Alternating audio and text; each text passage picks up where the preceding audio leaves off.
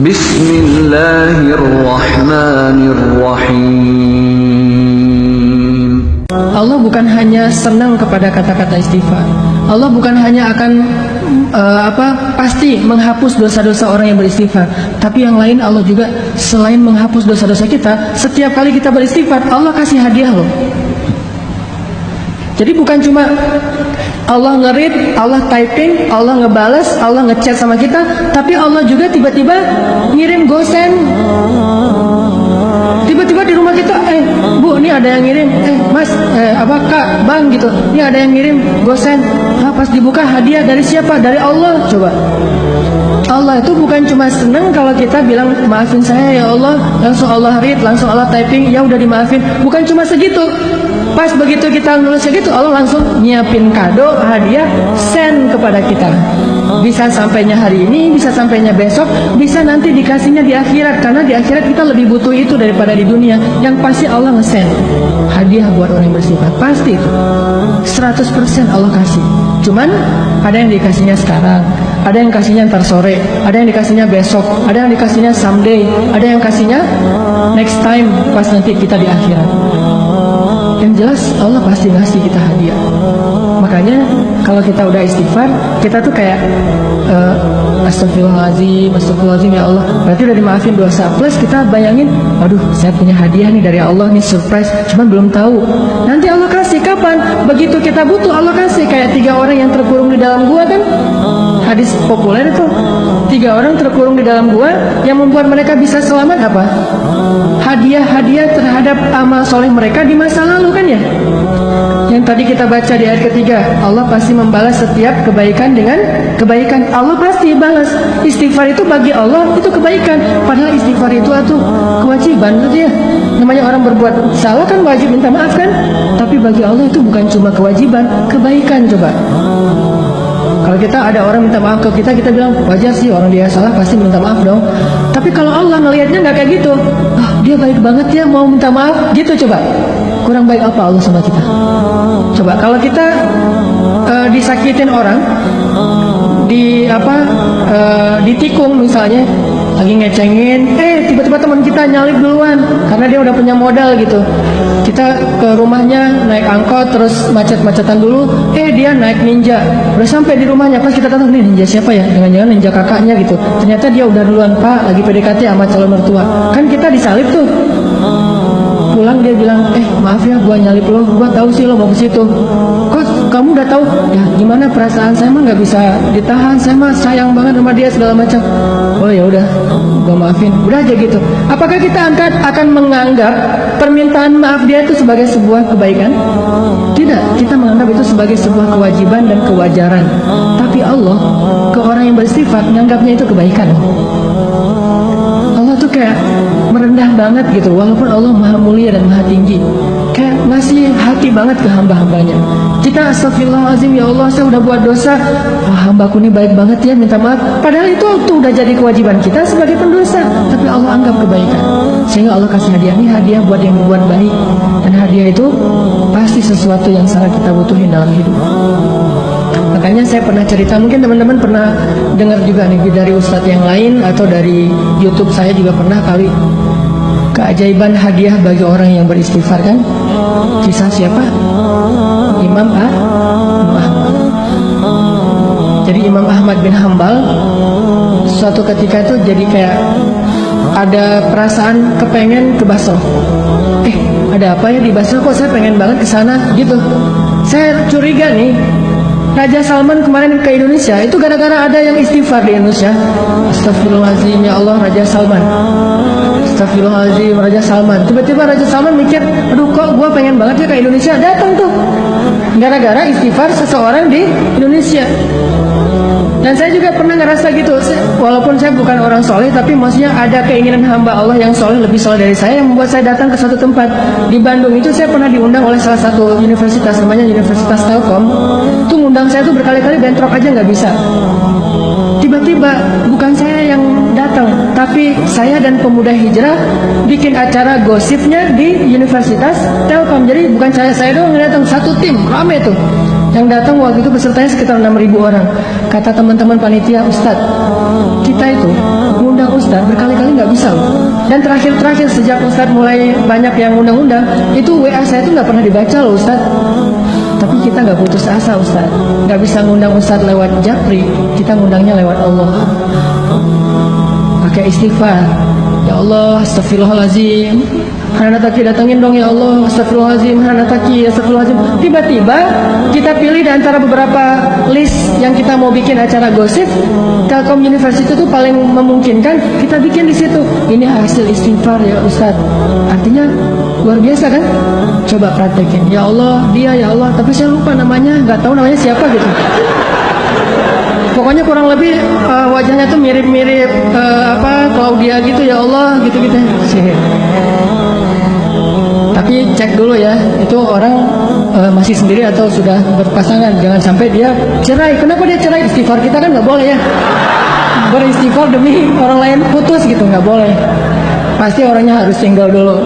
Ya astagfirullahaladzim, astagfirullahaladzim. Pas kita ada hajat, ya Allah, beri saya jodoh yang solehah, yang hafizah, yang konita, yang segala macam. Pas ketemu benar, Neng, Kak, namanya siapa? Solehah, konita, hafizah. Sesuai dengan permintaannya.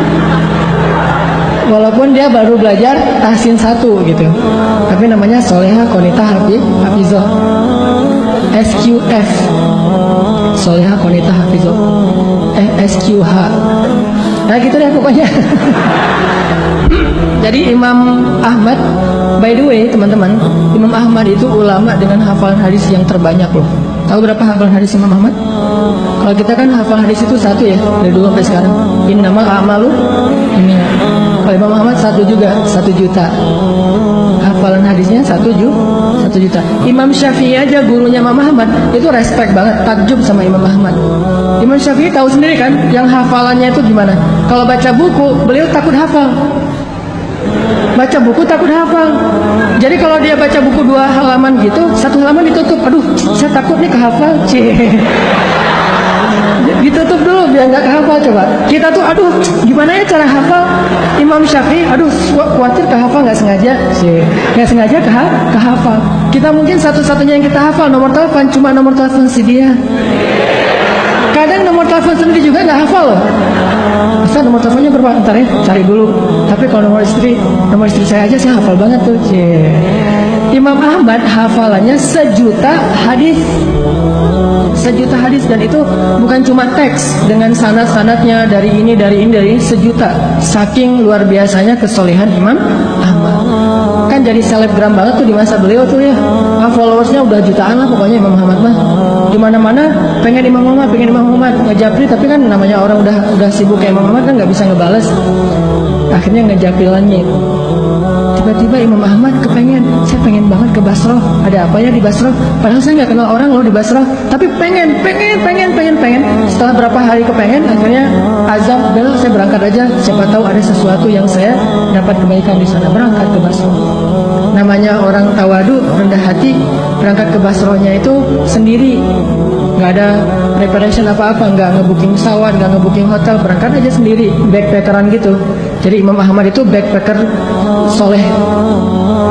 Dari Madinah ke Basrah backpackeran, jalan ke Basrah. Sampai di Basrah, karena nggak ada tempat menginap, beliau nginap di masjid terbesar di kota Basrah. Di dalam masjid lagi tidur, diusir sama marbot. Bang, ngapain tidur di sini?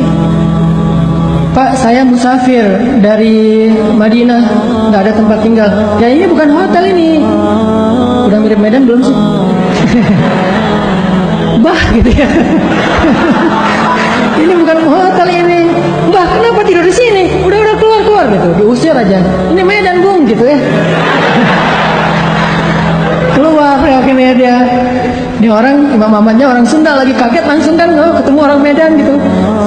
Akhirnya keluar di teras datang lagi tuh marbotnya emang agak-agak kayaknya belum dapat gajian tanggal tua, agak-agak nyebelin gitu.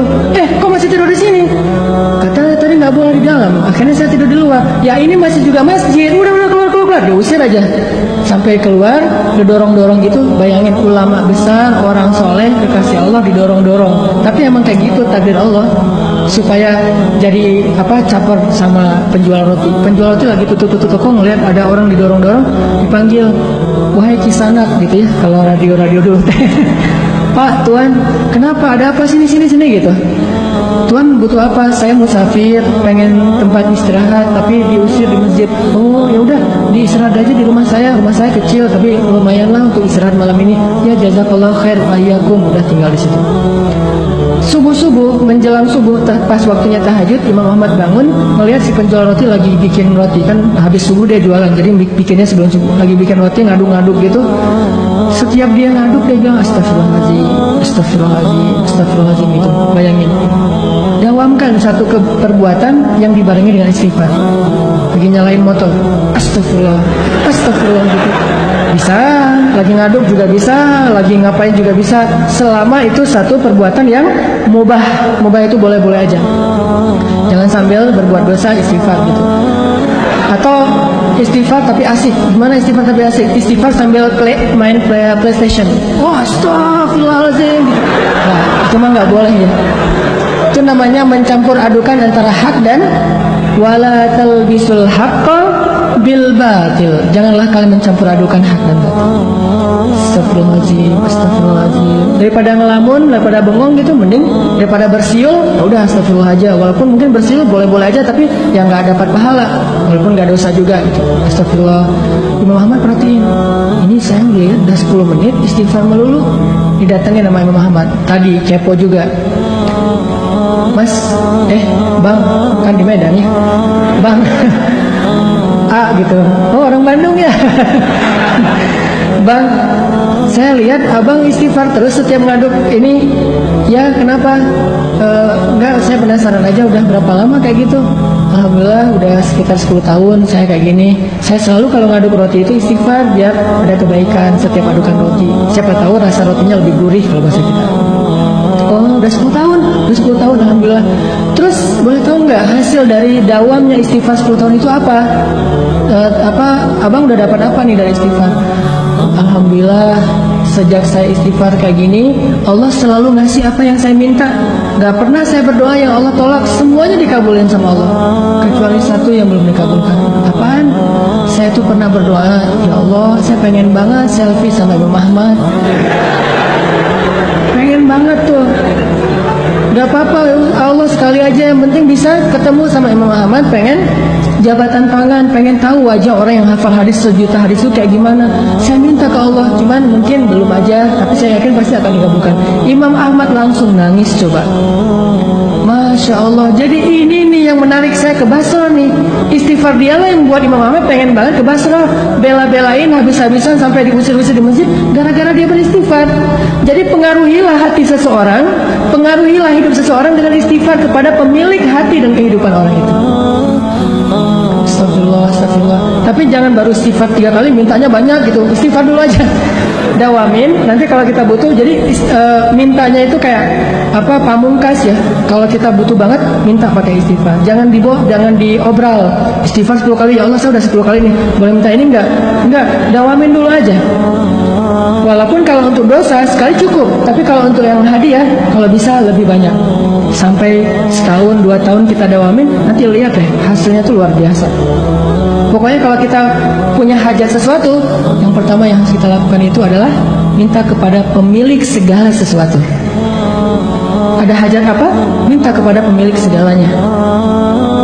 Misalnya pengen sesuatu yang baik atau yang minimal mubah, pengen jalan-jalan, istighfar aja, astagfirullahaladzim. Nanti begitu kita minta ke Allah, ya Allah saya pengen haji banget nih, istighfar kita udah 10 tahun, langsung Allah kasih kejutan yang kita nggak pernah menduga-duga loh. Jadi gampang banget, tinggal minta aja sama Allah. Yang harus kita prepare dari sekarang itu adalah bikin diri kita itu orang yang sangat diperhatikan sama Allah. Kalau kita udah jadi kayak ring satunya Allah, masuk grupnya itu yang Allah juga memprioritaskan banget. Grup itu siapa grupnya? Grup orang yang rajin istighfar. Masuk ke grup itu, dan Allah yang mengadminin grup itu. Kita nggak tahu apakah kita udah masuk atau belum, tapi berusaha aja. Siapa tahu setelah sekian tahun kita istighfar, akhirnya Allah mengundang kita, menginvite kita masuk ke grupnya orang-orang yang rajin beristighfar. Kalau udah masuk ke grup itu, setiap kali Allah ngeposting, ngebroadcast kebaikan-kebaikan, ini ada diskon apa gitu, kita langsung dapat nih. Makanya pantaskan dulu diri kita, dawamin. Akhirnya Imam Ahmad bilang, sayalah Ahmad bin Hambal. Oh benar, ini Ahmad bin Hambal? Ya nggak salah, nggak salah. Masya Allah, udah pelukan. Ini keajaiban dari istighfar. Coba, butuh apa dalam hidup? Pasti kita punya banyak kebutuhan. Sampai kita minta garam aja, kata Nabi, minta dulu ke Allah baru cari di warung. Jadi sebelum kita ke warung nyari garam, ya Allah garam, ya Allah, cari uang receh beli di warung. Terus apa gunanya minta ke Allah? Banyak gunanya. Siapa yang bilang kita akan sampai di warung? Siapa yang bilang garam itu akan sampai ke rumah kita? Siapa yang bilang garam itu menjadi kebaikan buat kita? Siapa yang bilang bahwa kita akan hidup sampai masakan kita itu selesai dan kita bisa memakannya? Istighfar, minta ke Allah sebelum kepada yang lain. Astagfirullah, minta ke Allah, astagfirullah. Pengen apa aja istighfar. Sampai dulu di zaman Imam Hasan Al-Basri, tabi'in, ada 3 laki-laki yang datang nemuin Imam Hasan Al-Basri. Ya Imam Hasan, saya itu nggak punya anak, udah lama menikah tapi belum dikaruniai anak. Kata Imam Hasan Al-Basri, banyak-banyak istighfar ya bu. Oh ya, siap-siap pulang. Datang lagi orang kedua, nggak punya kerjaan, miskin. Ya Imam Hasan, saya tuh miskin, fakir, susah banget untuk dapatin rezeki. Gimana tuh? Kata Imam Hasan, banyak-banyak istighfar ya bu. Oh iya ya, pulang. Datang lagi yang ketiga, Imam Ahmad, saya itu sakit, udah sekian tahun dan belum sembuh-sembuh. Apa yang harus saya lakukan? Banyak-banyak istighfar ya. Ya, pulang. Muridnya Imam Ahmad nanya, heran, soalnya jawabannya template gitu kan, bukan jawaban yang langsung ditulis ada masalah apa, enggak, template. Jadi ini jawaban untuk segala pertanyaan. Imam Hasan Al-Basri itu udah bikin template banyak istighfar. Udah aja siapapun yang curhat ke beliau send template yang sama. Kayak admin banget kan. Akhirnya muridnya Hasan Al-Basri nanya, ya Syekh, kenapa harus kayak gitu? Semua jawabannya sama padahal pertanyaannya beda-beda. Kata Imam Hasan, tidakkah kamu membaca Al-Quran di surat Nuh? Allah mengatakan, faqultu astaghfiru rabbakum innahu kana ghaffara yursilis samaa 'alaikum midrara wa yumdidukum bi amwalin wa banin wa yaj'al lakum jannatin wa yaj'al lakum anhara. Coba beristighfarlah kalian kepada Tuhan kalian, Allah pasti akan mengampuni. 1. Allah akan menurunkan hujan yang sangat lebat. 2. Allah akan memberikan harta yang sangat banyak. 3. Allah akan memberikan keturunan untuk kalian. 4. Allah akan memberikan kebun-kebun atau ladang. 5. Allah akan memberikan air sungai yang mengalir. 6. Istighfar. Tapi fadilahnya macam-macam. Sehingga masalahnya apa aja, jawabannya sama, istighfar. Butuh air, istighfar. Butuh jodoh, istighfar. Pengen punya anak, istighfar. Kerjanya susah, istighfar. Apapun masalah kita, istighfar. Dan itu means-nya apa? Artinya apa? Artinya yang menghalangi kebaikan dalam hidup kita itu cuma 1, dosa. Yang buat hidup kita itu susah dalam hidup itu cuma dosa. Makanya kalau pengen hidupnya jadi mudah, hilangkan dulu dosa. Dan cara menghilangkan dosa itu hanya dengan istighfar. Kita mau memperbaiki masa lalu nggak mungkin. Kita hanya bisa menyesali masa lalu dan minta maaf kepada Allah dan memperbaiki masa depan. Allah akan mudahkan. Jadi yang kedua poinnya teman-teman, kita ada hajat apa? Istighfar. Kalau belum terkabul, berarti emang istighfar kita itu belum masuk grup, masih japrian, belum broadcast. Pantaskan diri kita supaya Allah invite ke dalam grup orang yang rajin istighfar, sehingga nanti Allah kasih kita hadiah voucher kupon istimewa yang hanya dikasih kepada orang-orang yang Allah cintai.